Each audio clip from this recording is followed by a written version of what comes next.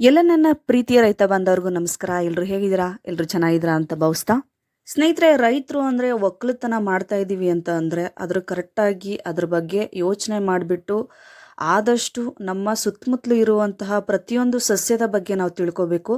ಏಕೆಂದರೆ ಪ್ರತಿ ಸಲನೂ ಬರೀ ಕೀಟನಾಶಕಗಳ ಅಂಗಡಿಗೆ ಹೋಗೋದು, ಕಳೆನಾಶಕಗಳ ಅಂಗಡಿಗೆ ಹೋಗೋದು, ಅಂಗಡಿಯಿಂದ ದುಡ್ಡು ಕೊಟ್ಬಿಟ್ಟು ರಾಸಾಯನಿಕವಾಗಿರುವಂತಹ ಔಷಧಗಳನ್ನು ತಂದುಬಿಟ್ಟು ನಮ್ಮ ಹೊಲಗಳಿಗೆ ಸ್ಪ್ರೇ ಮಾಡೋದ್ರಿಂದ ನಮ್ಮ ಆರೋಗ್ಯ ಹಾಳಾಗೋದಲ್ದೇ ನಮ್ಮ ಸುತ್ತಮುತ್ತಲಿನ ವಾತಾವರಣ ಹಾಳಾಗುತ್ತೆ, ಮಣ್ಣಿನ ಆರೋಗ್ಯ ಹಾಳಾಗೋದಲ್ಲದೆ ನಮ್ಮ ಮಣ್ಣು ಹಾಳಾಗಿ ಹೋಗುತ್ತೆ. ಅಂದರೆ ಬೆಳೆಗೆ ಬರದೇ ಇರುವಂತಹ ಪರಿಸ್ಥಿತಿಗೆ ನಮ್ಮ ಮಣ್ಣು ಹೋಗುತ್ತೆ.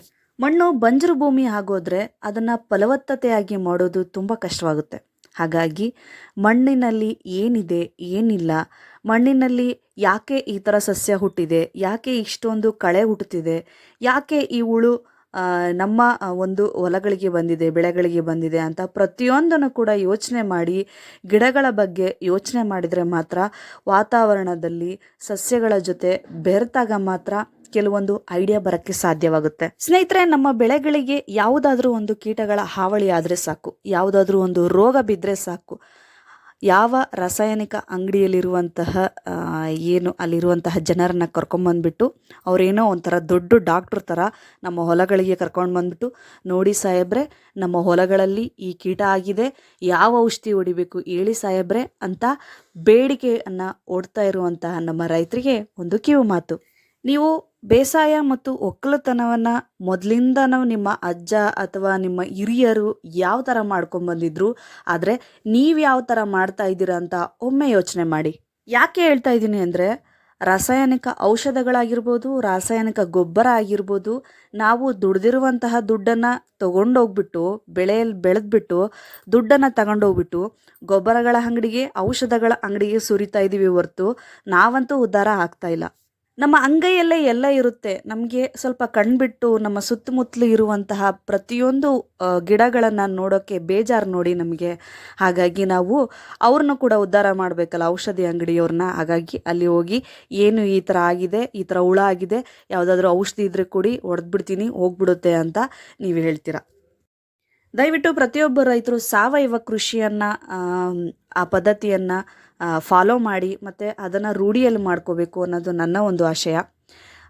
ಇದರ ಒಂದು ಸಲುವಾಗಿ ನಾನು ಪ್ರತಿಯೊಂದು ವಿಡಿಯೋದಲ್ಲೂ ಸಾವಯವ ಕೃಷಿ ಬಗ್ಗೆ ಮಾತಾಡ್ತಾ ಇರ್ತೀನಿ. ಅದರಲ್ಲಿ ಒಂದಾದಂತಹ ಸಾವಯವ ಕೃಷಿ ಮಾಡಲಿಕ್ಕೆ ಏನು ಕಳೆನಾಶಕವನ್ನು ಸಾವಯವಾಗಿ, ಅಂದರೆ ನಮ್ಮ ಸುತ್ತಮುತ್ತಲು ಸಿಗುವಂತಹ ಕಳೆನಾಶಕವನ್ನು ತಯಾರು ಮಾಡೋದು ಹೇಗೆ ಅಂತ ಒಂದು ವಿಡಿಯೋ ಮಾಡಿದ್ದೆ. ಈಗ ಸಾವಯವವಾಗಿ ಅಂದರೆ ನೈಸರ್ಗಿಕವಾಗಿ ಸಿಗುವಂತಹ ಕೀಟನಾಶಕವನ್ನು ಹೇಗೆ ತಯಾರು ಮಾಡೋದು ಅನ್ನೋದನ್ನ ಈ ವಿಡಿಯೋದಲ್ಲಿ ಹೇಳ್ಕೊಡ್ತೀನಿ.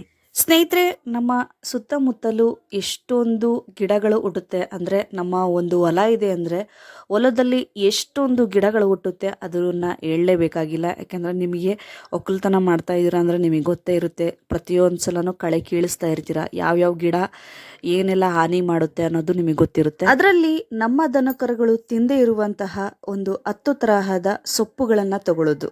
ನಮ್ಮ ದನಕರುಗಳು ತಿಂದೇ ಇರುವಂತಹ ಸೊಪ್ಪುಗಳು ಅಂದರೆ ಉದಾಹರಣೆಗೆ ಬೇವಿನ ಸೊಪ್ಪು, ಆಮೇಲೆ ಕಳ್ಳಿ ತಪ್ಪಲು, ಹೊಂಗಿ ತಪ್ಪಲು, ಪೇರು, ಸೀತಾಫಲ, ಅಕೇರಿಯ, ಈ ಸರ್ಕಾರಿ ಜಾಲಿ ಕೂಡ ನಮ್ಮ ಒಂದು ದನಕರುಗಳು ತಿನ್ನೋದಿಲ್ಲ.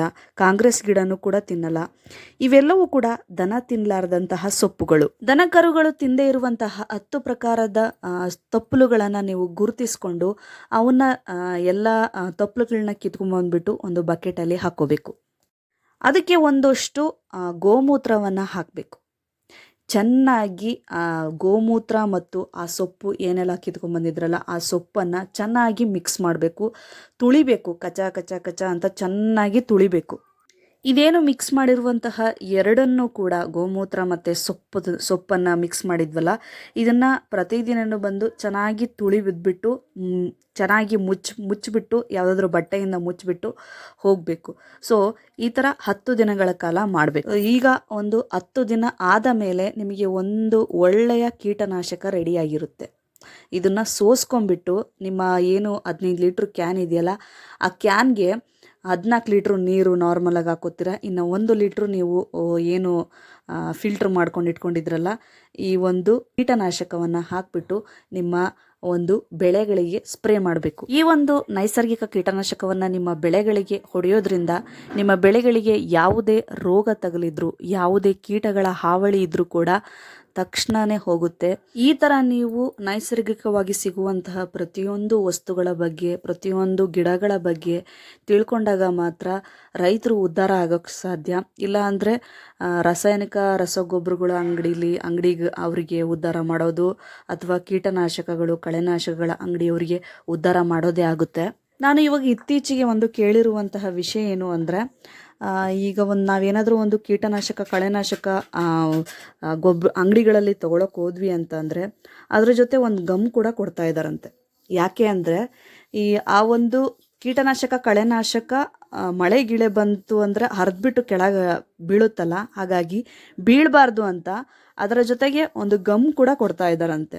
ನೋಡಿ, ಎಷ್ಟು ಈಸಿ ಮಾಡಿ ನಮ್ಮ ರೈತರನ್ನ ಹಂಗೆ ಸೋಂಬೇರಿಗಳನ್ನ ಮಾಡ್ತಾ ಇದ್ದಾರೆ ಅನ್ನೋದು ನನ್ನ ಒಂದು ಅನಿಸಿಕೆ. ಇತ್ತೀಚೆಗೆ ನಮ್ಮ ರೈತರು ರಾಸಾಯನಿಕ ಕೀಟನಾಶಕಗಳನ್ನ ಹೆಚ್ಚಾಗಿ ಬಳಸ್ತಾರೆ. ಅದಲ್ಲದೆ ಅದರ ಜೊತೆ ಯೂರಿಯಾ ಗೊಬ್ಬರವನ್ನು ಹಾಕ್ಬಿಟ್ಟು ಕೀಟನಾಶಕವನ್ನು ಬಳಸ್ತಾ ಇದ್ದಾರೆ. ಇದರಿಂದ ಹೊಲದಲ್ಲಿರುವಂತಹ ಅಥವಾ ತೋಟದಲ್ಲಿರುವಂತಹ ಕಳೆ ಎಲ್ಲ ಸುಟ್ಟೋಗುತ್ತೆ ನಿಜ. ಆದರೆ ನಮ್ಮ ಮಣ್ಣಿನ pH ಲೆವೆಲ್ ಕಡಿಮೆ ಆಗುತ್ತೆ. ಅಂದರೆ ಮಣ್ಣು ಅಸಿಡಿಫೈ ಆಗಿಬಿಡುತ್ತೆ.